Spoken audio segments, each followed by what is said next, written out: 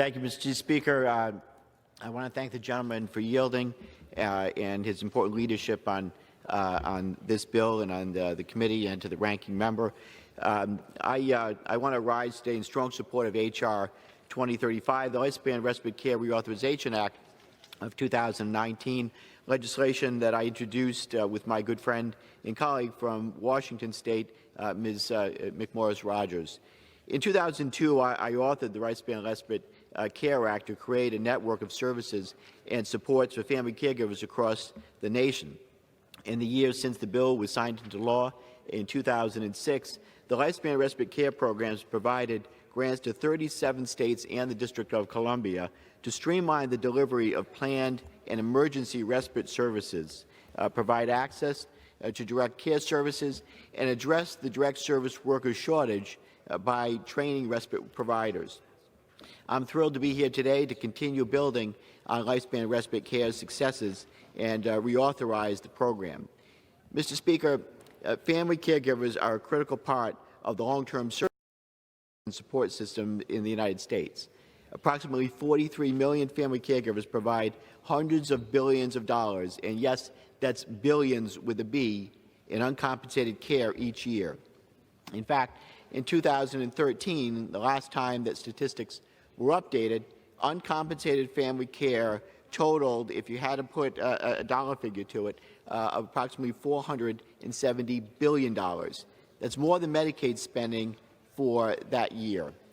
Now, respite care services provide short-term relief for family caregivers, allowing them time to account for their own health and wellness needs. Despite respite care being one of the services most often, though, requested by caregivers, 85% of family members caring for adults don't receive any respite services at all.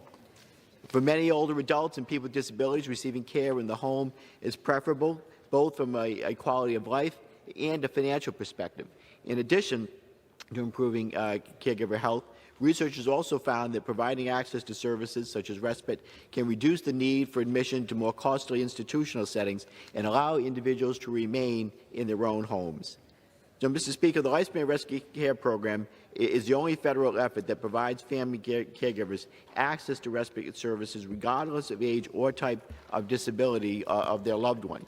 This is especially important for family members caring for individuals with chronic illnesses or disabilities with an early onset, such as multiple sclerosis, brain injury, spinal cord injury, or ALS. Programs that are predicated on age or a certain degree of disability can often struggle when adapting to the needs of a young person with a degenerative disease, and the Lifespan Respite Care Program helps to bridge those gaps. For example, Lifespan Respite Care funds were used in my home state of Rhode Island to establish the Care Breaks, which helps family members caring for an individual of any age access respite when they have nowhere else to turn. And reauthorizing the Lifespan Respite Care Program at $20 million for the first year and steadily increasing funding each year thereafter will allow each state and territory to establish and maintain a respite care program. In authoring the original bill, I recognize that different states have different needs for caregivers. So expanding funding will grow additional unique programs that directly address community needs. By taking this important step to support family caregivers, we move forward in our effort to provide quality, community-based care for the millions of Americans with special needs.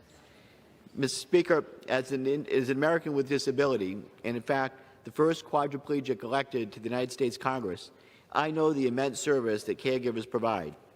I'm privileged enough to have paid home health aides, and I want to thank my CNAs, Dave, Valerie, Carolyn, and Kelly, and many others over the years for the vital assistance they provide me each and every day. But injured as I was at the age of 16, I also relied on my family members, my brothers Rick and Dave, and my sister Joanne, and especially my mother and my late father Richard, for their support over the decades. I would not be here before you today without their help, and I'm forever grateful to them for their love and their care. For so many families in a similar position around the nation, this bill recognizes your sacrifice and the immense support that you provide to your loved ones while reducing the strain on our healthcare system. Indeed, Mr. Speaker. Our family caregivers are truly unsung heroes. Beyond those who helped me personally, Madam Speaker, I want to recognize the many people who were instrumental in bringing this bill to the floor. In addition to the chair and the ranking member, to recognize Joe Kagan of the ARC, National Respite Network, for her coalition and her coalition partners for their work tirelessly to help families access respite care and provide technical assistance to states building respite programs. On my staff, I'm indebted to my, will the gentleman yield an additional minute? I yield an additional minute to the gentleman. I thank the gentleman for yielding. On my staff, I'm indebted to my Health and Disabilities LA, Katie Lee, and also Todd Adams, my Chief of Staff, who has been intimately involved in these issues for more years than he'd probably like to admit. I also want to thank, again, Chairman Pallone and his staff, as well as Ranking Member Walden, for supporting this effort through the committee. And I must also acknowledge the leadership of Senator Collins. I hope that our actions today will help her in her effort to get this important bill through our sister chamber. And finally, again, I want to thank the gentlelady from Washington State, my colleague, Ms. McMorris Rogers, for partnering with me on this bill when we first attempted to reauthorize the program in 2011, and for her continued leadership on this issue in Congress and on many others in the disability community.